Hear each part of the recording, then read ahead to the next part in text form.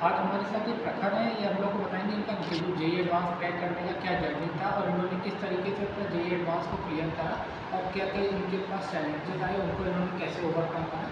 तो आज ये पूरा डिटेल।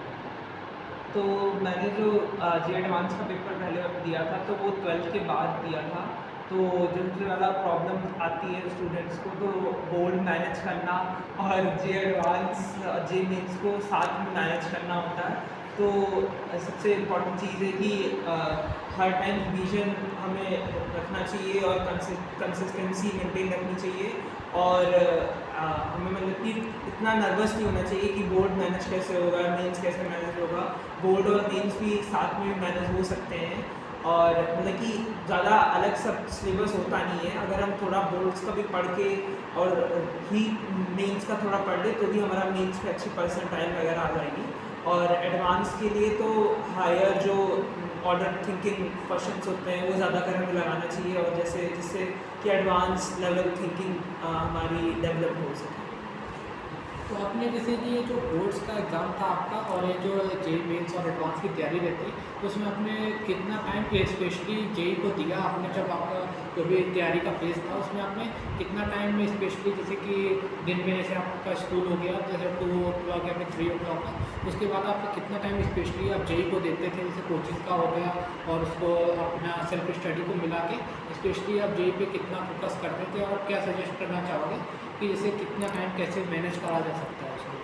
तो जैसे स्कूल्स में प्री बोर्ड शुरू हो जाते हैं दिसंबर के टाइम में, तो बेसिकली जब प्री बोर्ड से पहले ही हमारा कोशिश करना चाहिए कि हमारा ओवरऑल सिलेबस कंप्लीट हो जाए, चाहे वो जेई का भी हो या मतलब कि 12th का सिलेबस कंप्लीट हो जाना चाहिए, जिससे कि हमें साथ ही साथ रिवाइज कर करके प्री बोर्ड का भी एग्ज़ाम देना चाहिए और फिर जेई मेंस का भी उसी मोमेंट में पढ़ना चाहिए। क्योंकि मोस्टली जनवरी में हमारा फर्स्ट शिफ्ट होती है मेंस की।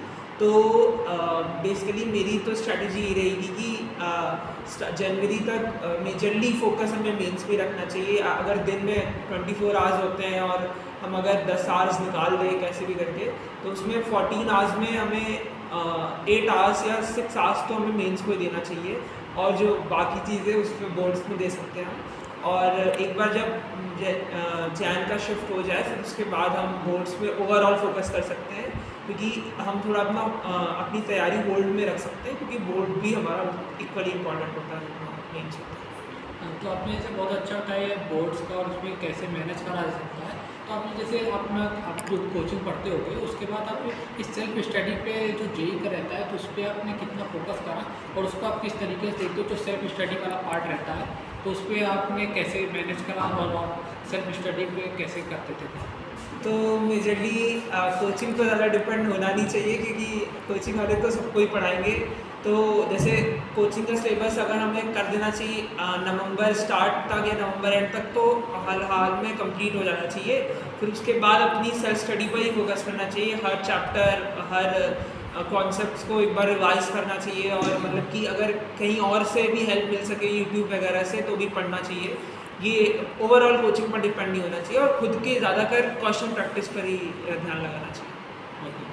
तो आप जैसे कि ये जो सेल्फ स्टडी में था तो आप ये कोचिंग का कितना जैसे कि जो भी होमवर्क मिलता था और उसके बाद आप अपना किस तरीके से आप खुद का भी सेल्फ स्टडी का किस तरीके से टाइम निकाल पाते थे? क्योंकि क्या रहता है कुछ लोग सिर्फ जैसे कोचिंग गए और उसी का सिर्फ होमवर्क करा तो उसी को सेल्फ स्टडी मान लेते हैं, लेकिन को अपना जो अलग से सेल्फ स्टडी है रिवीजन का जो और भी कॉन्सेप्ट्स होते हैं प्रीवियसली के रिवीजन करने का वो टाइम नहीं निकाल पाते हैं। तो आप वो क्या सजेस्ट करना चाहोगे कि जो सिर्फ होमवर्क मिला है तो उसको कंप्लीट करके अपना खुद का कितना टाइम निकालना बहुत ज़रूरी है?